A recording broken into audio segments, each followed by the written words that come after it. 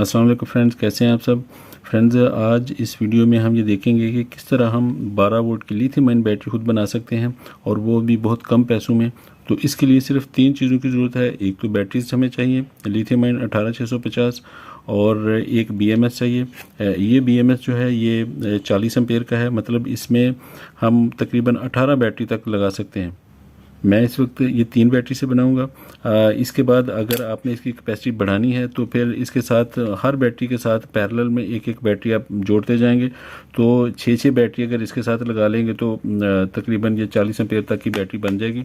और उसके बाद हमें ये बैटरी होल्डर चाहिए। बस इन्हीं से हम इसको बना सकते हैं। कनेक्शन बहुत आसान होते हैं इसके।